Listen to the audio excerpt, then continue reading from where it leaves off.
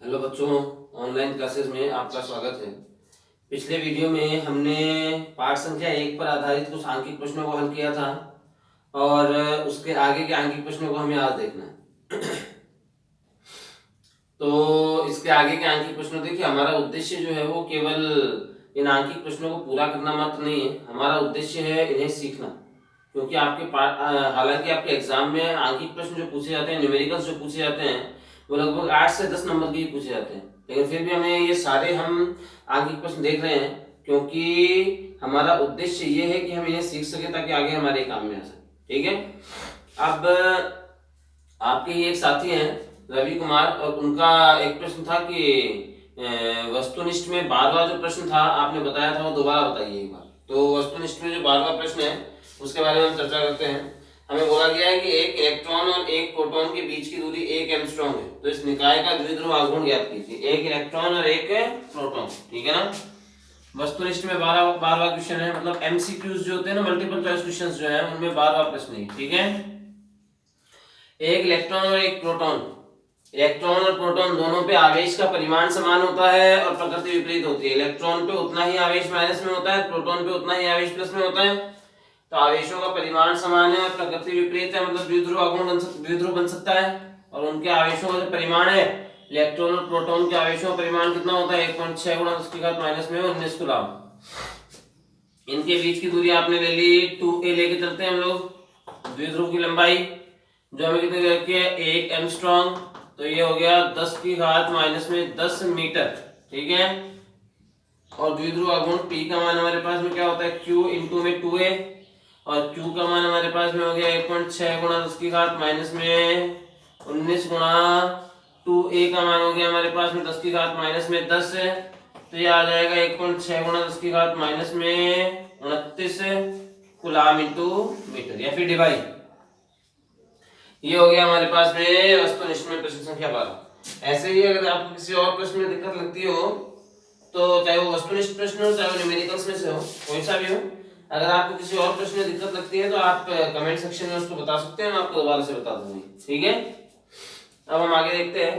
देखिए, कल आपको आंकिक प्रश्नों में 4 आंकिक प्रश्न बता दिए गए थे और 4 आंकिक प्रश्न तो मैंने हल करके बताए थे, 5वां आपको करने के लिए दिया था, आपको समझा दिया था, एक्सप्लेन करने के बाद में आपको करने के लिए दिया गया था। तो आज वो 5वां प्रश्न जो है वो मैं बता देता हूं और आप अपने फॉर्मेट से उसको मैच करके देख लीजिएगा कि आपने जो किया है वो सही हुआ है या फिर नहीं। ठीक है। तो देखते हैं हम लोग। प्रश्न संख्या 5 हमारे पास में दो समरूप गोलाकार चालक B व C समान रूप से आवेशित हैं। तो दो गोले आपको दे रखे हैं B और C, समरूप गोलाकार चालक हैं, मतलब इनका आकार समान है और ये समान पदार्थ से बने हुए गोलाकार चालक हैं B और C। ठीक है। इन दोनों पे आवेश की मात्रा समान है, ये परस्पर f बल से प्रतिकर्षित करते हैं, जबकि उनको परस्पर कुछ दूरी पर रख दिया जाता है। तीसरा गोलाकार चालक इन्हीं के समरूप है परंतु अनावेशित है। पहले यह B के संपर्क में लाया जाता है, तत्पश्चात C के संपर्क में लाकर दोनों से अलग कर दिया जाता है। तो B व C के मध्य नवीन प्रतिकर्षण बल ज्ञात कीजिए। देखो, देखते हैं हम लोग। B और C दो गोले हैं और इन दोनों गोलों पे आवेश की जो मात्रा है वो आपको समान दे रखी है और इनके मध्य प्रतिकर्षण बल का जो मान है वो आपको दे रखा है F। ठीक है। तो यहां से अगर अपन देखें प्रश्न संख्या 5, देखिए, गोले B पर आवेश है QB और C पर आवेश है QC और बराबर आपने क्या मान रखा है? Q के। ठीक है ना, क्योंकि दोनों गोलों पे आवेश का परिमाण समान है और इनके मध्य प्रतिकर्षण बल क्या होगा हमारे पास में? अतः B व C के मध्य प्रतिकर्षण बल, तो प्रतिकर्षण बल आपने मान लिया F बराबर आ जाएगा कि QB इंटू QC। तो QB का मान है Q और QC का मान भी Q, तो Q इंटू Q क्या हो गया हमारे पास में? Q का स्क्वायर और बट्टा में इनके बीच की दूरी हमने मान लिया R का स्क्वायर। ठीक है। अब आपने बोल रखा है कि B और C दो गोले तो आपने ले लिए थे, कोई तीसरा गोला है A और वो गोला भी इसी पदार्थ का बना हुआ है, इन्हीं के आकार का है, लेकिन वो आवेश रहित गोला है। ठीक है ना। गोला जो C है, तीसरा गोला जो है A, उस पर जो आवेश है, प्रारंभिक आवेश की मात्रा कितनी है? 0। ठीक है ना। गोले सी पर, गोले सी नहीं, तीसरा गोला आपने ए ले लिया, प्रारंभिक आवेश कितना है, 0।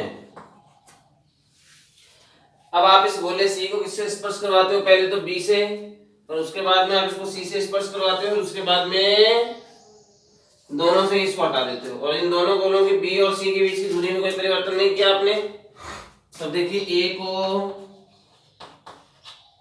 बी से स्पर्श करवाने पर,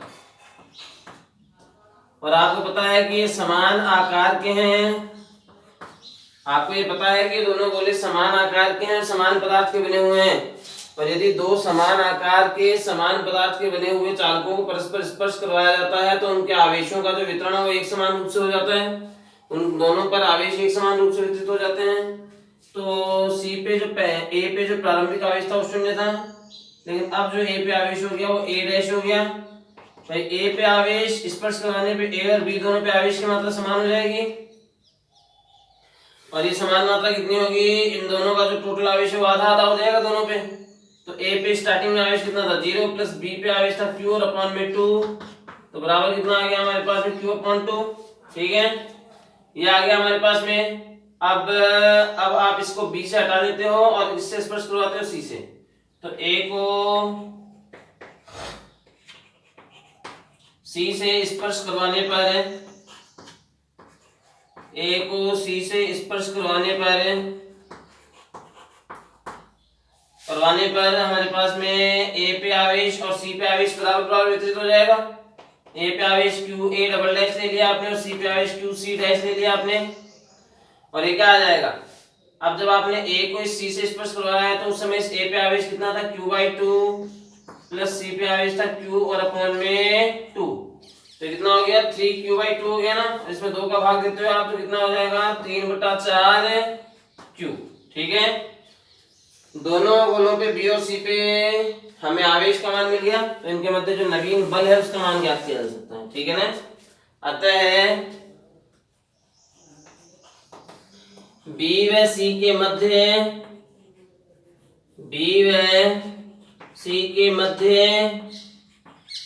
नवीन प्रतिकर्षण बल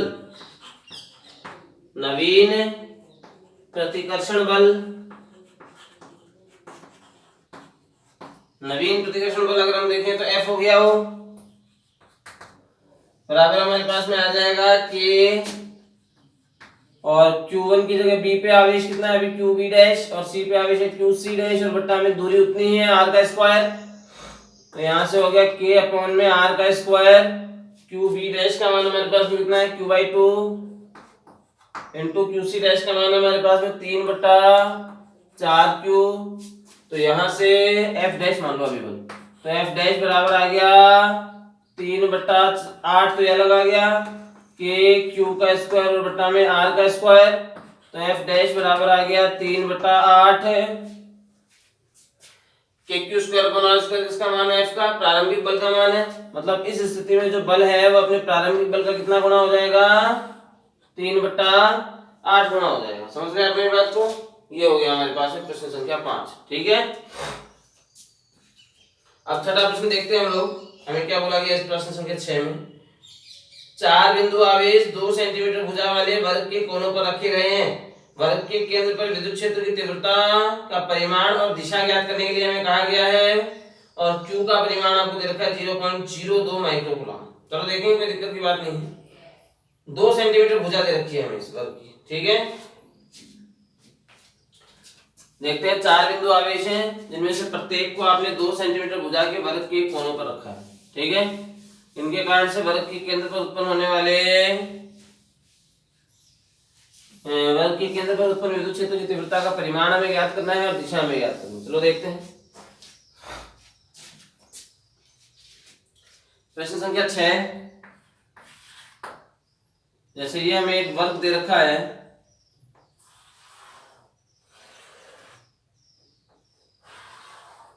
और ये वर्ग आपने ले लिया जैसे A B C D, और वर्ग की प्रत्येक भुजा समान होती है, हालांकि प्रत्येक भुजा 2 सेंटीमीटर आपको दी गई है, ए मान लिया हमने, जो कि कितनी है 2 सेंटीमीटर है।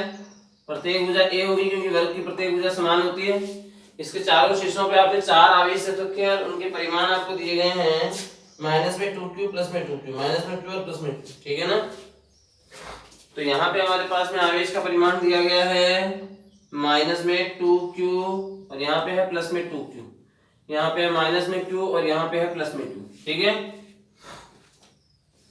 हमें इस वर्ग के केंद्र पर विद्युत क्षेत्र की तीव्रता का परिमाण ज्ञात करना है और दिशा ज्ञात करनी है, ठीक है। तो देखिए यहाँ से वर्ग की प्रत्येक भुजा ए का जो परिमाण है वो हमें कितना दिया गया है 2 सेंटीमीटर दे रखा है। इसको मीटर में चेंज कीजिए आप, तो 2 गुणा 10 की घात माइनस में 2 मीटर, ठीक है। इस कैपिटल Q का भी परिमाण हमें दिया गया है 0.02 माइक्रोकूलम।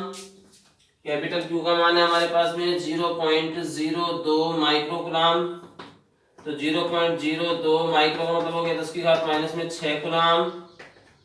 तो इसका पॉइंट उठाओगे आप तो 2 करोगे तो 2 घातें और बढ़ा दो आप इसमें, तो 2 गुणा 10 की घात माइनस में 8 कूलम, ठीक है। ये हो गया हमारे पास में कैपिटल Q का परिमाण। हमें केंद्र पर विद्युत क्षेत्र की तीव्रता ज्ञात करनी है। ऋणात्मक आवेश के लिए, ऋण आवेश के लिए विद्युत क्षेत्र की तीव्रता अंदर की ओर होती है अंतर्मुखी, और प्लस के आवेश के लिए बहिर्मुखी होगी। देखो इसका केंद्र क्या होता है आवेशों का प्रतिच्छेद बिंदु, और ये हो गया हमारे पास में आवेशों का प्रतिच्छेद बिंदु। ये इसका केंद्र हो गया O। स्पेस ए वाले आवेश से के कारण विद्युत क्षेत्र की तीव्रता अंतर्मुखी होगी EA। बी वाले आवेश के कारण विद्युत क्षेत्र की तीव्रता बहिर्मुखी होगी, ठीक है, EB। सी वाले आवेश के कारण विद्युत क्षेत्र की तीव्रता अंतर्मुखी होगी EC, और डी वाले आवेश के कारण विद्युत क्षेत्र की तीव्रता बहिर्मुखी होगी ED। इनके मान ज्ञात कर लें, बिंदु है O। तो इनके मान ज्ञात करने के लिए बिंदु आवेश के कारण विद्युत क्षेत्र की तीव्रता का परिमाण क्या होता है हमारे पास में KQ अपॉन में R का स्क्वायर, ये होता है ना, KQ अपॉन में R का स्क्वायर, यही होता है। तो यहां से अगर अपन देखें इसमें तो KQ अपॉन में R का स्क्वायर किस प्रकार से होगा, कैसे होगा, इसके बारे में देखते हैं, है ना। K का मान हमारे पास में नहीं आता, Q चारों आवेशों के परिमाण आपको दे रखे हैं, R आवेश से उस बिंदु की दूरी जहां आपको विद्युत क्षेत्र की तीव्रता ज्ञात करनी है, ये दूरी चाहिए हमें। वर्ग के विकर्ण क्या था, वर्ग के विकर्ण का मान हमारे पास में कितना हो जाएगा, ये विकर्ण है वर्ग का विकर्ण हमारे पास में कितना हो जाएगा √2a। तो इस विकर्ण का मान हमारे पास में हो गया, क्योंकि AC का मान हमारे पास में है √2a, ठीक है, स्मॉल a मान रखिए आपने मुझे। इस वर्ग का मान, वर्ग का जो विकर्ण होता है वो भुजा का √2 गुना होता है, तो √2 गुना भुजा यानी a, ठीक है। तो इसलिए दूरी जो है OA बोल दो या OB बोल दो या OC बोल दो या OD बोल दो, चारों दूरियां समान होगी।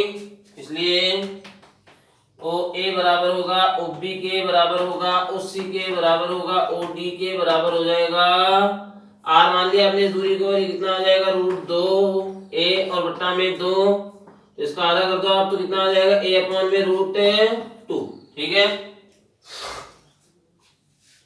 अब चारों के कारण से विद्युत क्षेत्र की तीव्रता हम ज्ञात कर ले यहाँ पे।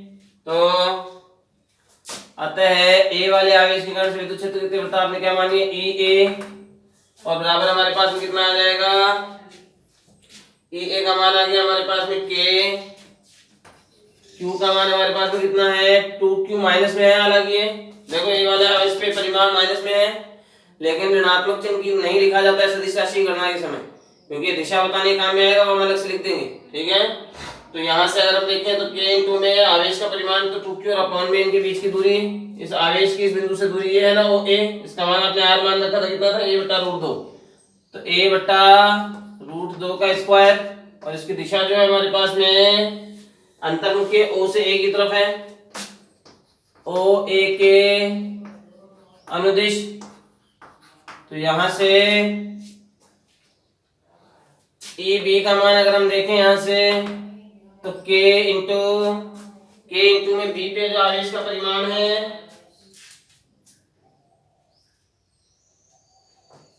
K इंटू B पे जो आवेश का परिमाण है हमारे पास में वो हो गया 2Q, और अपॉन में इस B वाले आवेश की इस केंद्र से जो दूरी है वो हमारे पास में कितनी है OB का, इसका मान कितना है हमारे पास में A बटा √2, ये A बटा √2 और इसका होल स्क्वायर हो गया, और इसकी दिशा जो है वो बहिर्मुखी थी, बी से ओ की तरफ हो गई,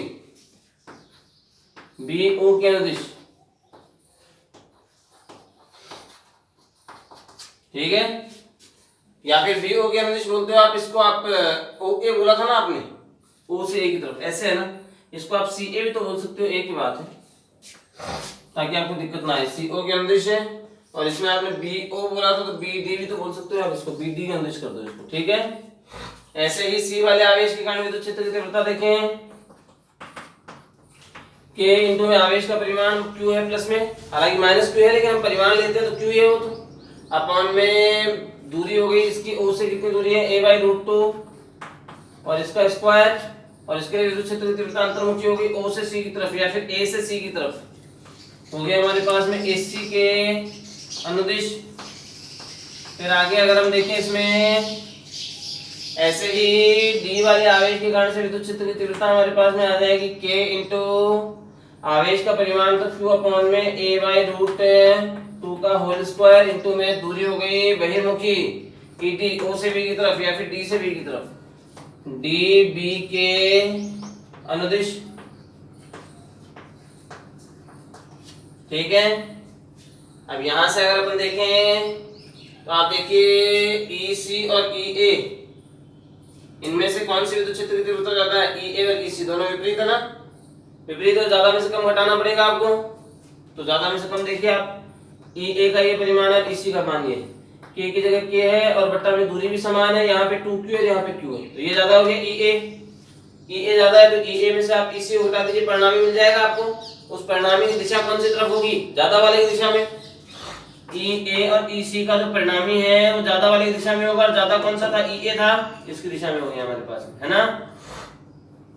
और इसको आपने क्या मान लिया, इसको आपने मान लिया ई ए सी, ठीक है ना। अब ई ए व ई सी का परिणामी हमारे पास में हमने क्या ले लिया इसको, ई ए सी बराबर आ जाएगा ई ए माइनस में ई सी बराबर आ गया 2k/q अपॉन में a/√2 का होल स्क्वायर माइनस में k/q अपॉन में a/√2 का होल स्क्वायर, तो ये हो गया हमारे पास में k/q अपॉन में a/√2 का होल स्क्वायर, ठीक है। उसके बाद में ऐसे ही ई डी और ई बी का परिणामी हम याद कर लें, दोनों विपरीत दिशा में, ज्यादा में से कम घटाना पड़ेगा आपको, ई बी ये रहा, ई डी ये रहा, ज्यादा कौन सा है, ई बी है, तो ऐसे ही इसी प्रकार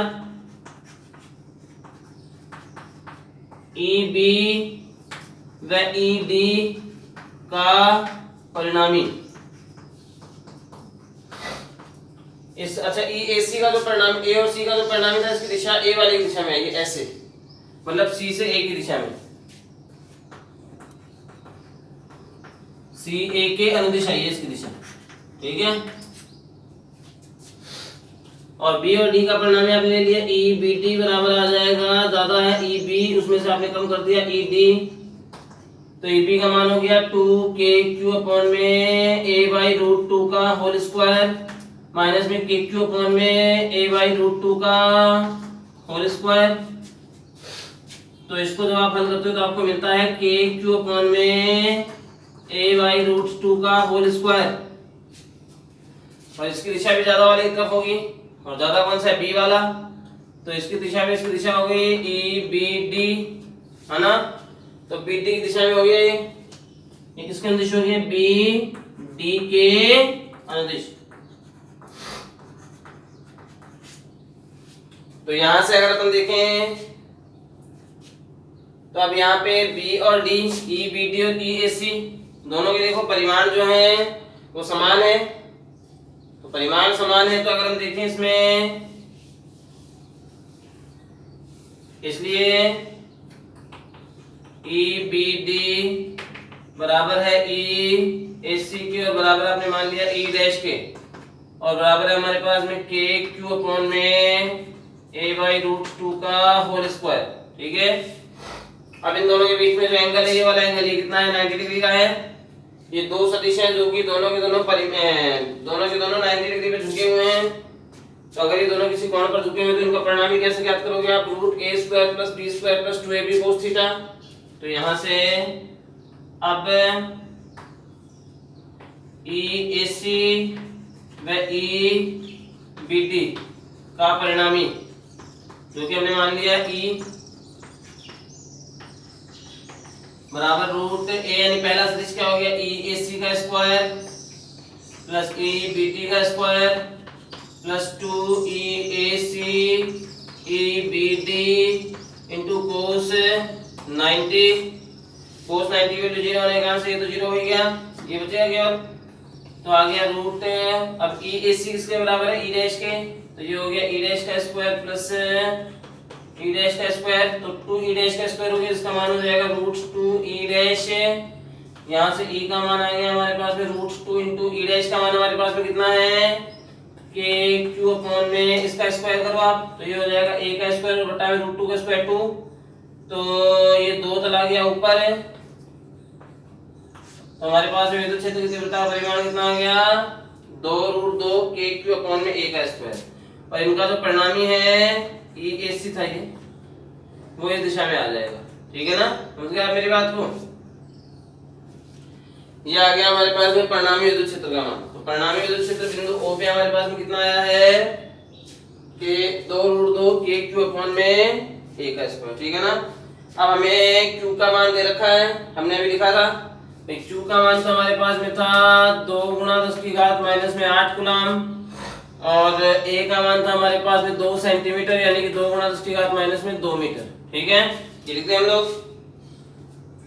तो ये हो गया हमारे पास में 2 रूट 2 गुणा K का मान आ जाएगा 9 गुणा 10 की घात 9 गुणा Q का मान हो गया हमारे पास में 2 गुणा 10 की घात माइनस में 8 बट्टा A का मान हो गया हमारे पास में 2 गुणा 10 की घात माइनस 2, इसका स्क्वायर करो तो 4 गुणा 10 की घात माइनस में 2, 2 दूनी 4 से 4 कट जाएगा, 10 की घात माइनस 2 से माइनस 2 घातें कम कर दिया आपने, तो माइनस का 6 बचेगा, और माइनस 6 प्लस का 9 कितना हो गया? प्लस में 3, 10 की घात तो 3 हो गया, हमारे पास में 9 की गुणा में आ गया रूट 2। रूट 2 का मान कितना होता है हमारे पास में? 1.414, इसको आपने गुणा कर दिया रूट 2 से, या फिर इतना छोड़ दो आप, 9 रूट 2 छोड़ दो, है ना, 9 रूट 2 और गुणा में 10 की घात कितना हो गया हमारे पास में? 3 न्यूटन प्रति कूलम।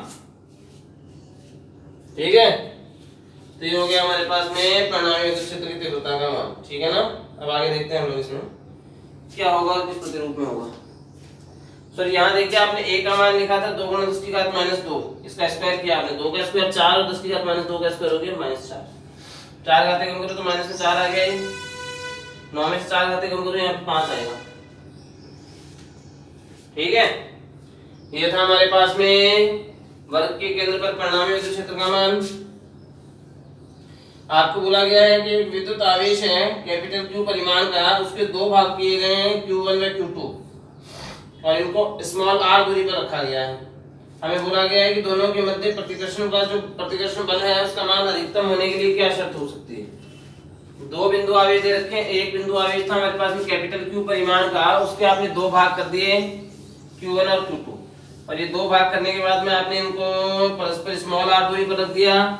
तो जब आप इनको स्मॉल r दूरी पर रख देते हैं तो आपसे बोला गया है कि दोनों भागों के मध्य जो प्रतिकर्षण बल लगेगा उस प्रतिकर्षण बल का परिमाण अधिकतम हो, इसके लिए क्या शर्त हो सकती है? देखिए अगर हम कोशिश करें इसमें, तो हमें बोला गया है कि कैपिटल Q आवेश था, उसके 2 भाग किए आपने Q1 और Q2, 7वां प्रश्न है ये आपकी पुस्तक में। तो जो कैपिटल Q है इसके आपने 2 भाग कर दिए Q1 और Q2, मतलब Q1 और Q2 का जो योग है वो कितना होना चाहिए? कैपिटल Q के बराबर होना चाहिए।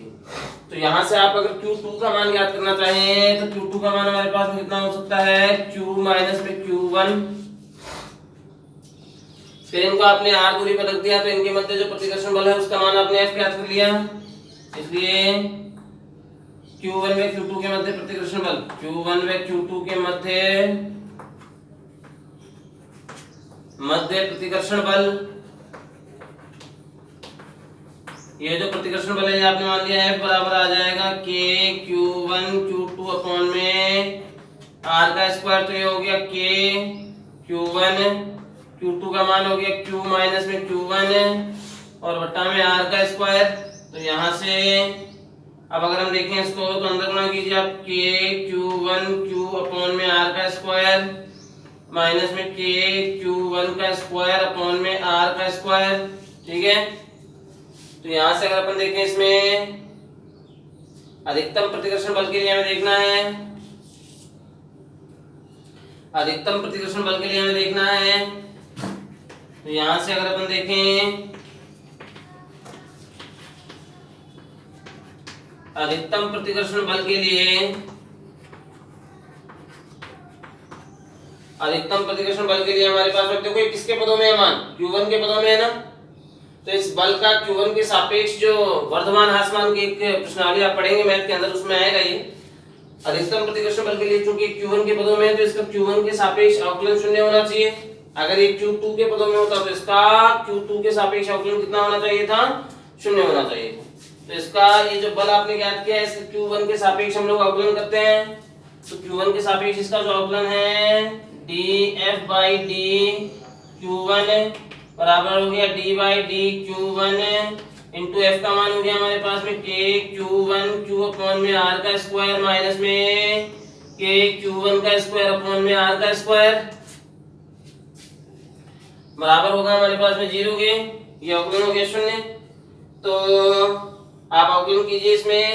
तो यहाँ से देखिए आप Q1 के सापेक्ष इसका अवकलन करते हैं तो K कैपिटल Q अपॉन में R का स्क्वायर तो आ गया बाहर, और इस Q1 का Q1 के सापेक्ष अवकलन 1 हो गया, उसका गुणनफल का कोई मतलब नहीं है, माइनस में K अपॉन में R का स्क्वायर तो आ गया बाहर। Q1 के स्क्वायर का Q1 के सापेक्ष अवकलन कितना हो गया 2Q1 हो गया और बराबर में आ गया 0। अब यहाँ से आप देखिए हमारे पास में K अपॉन में R स्क्वायर कॉमन आता है। तो अगर हम देखें तो K अपॉन में R का स्क्वायर हमने कॉमन ले लिया तो हमारे पास कितना हो जाएगा कैपिटल Q माइनस में 2Q1 बराबर हो जाएगा 0 के, ये इधर आके 0 हो गया। तो कैपिटल Q बराबर आ गया 2Q1, तो यहाँ से Q1 बराबर आ जाएगा Q by 2। Q1 का मान Q by 2 है तो Q2 का मान कितना हो जाएगा Q माइनस Q1, इसलिए Q2 बराबर हो गया Q माइनस में Q1 और बराबर Q का मान और माइनस में Q1 का मान है हमारे पास में Q by 2, तो कितना हो गया Q by 2। ठीक है, ये हो गया हमारे पास में दूसरे आवेश का मान। दोनों आवेशों के परिमाण आपको समान मिले हुए हैं। अधिकतम प्रतिकर्षण बल के लिए यहाँ यह शर्त होगी कि दोनों आवेशों के परिमाण समान। अब इससे आगे के कुछ प्रश्नों की चर्चाएं हम अगले वीडियो में करेंगे। आज के लिए इतना ही, धन्यवाद।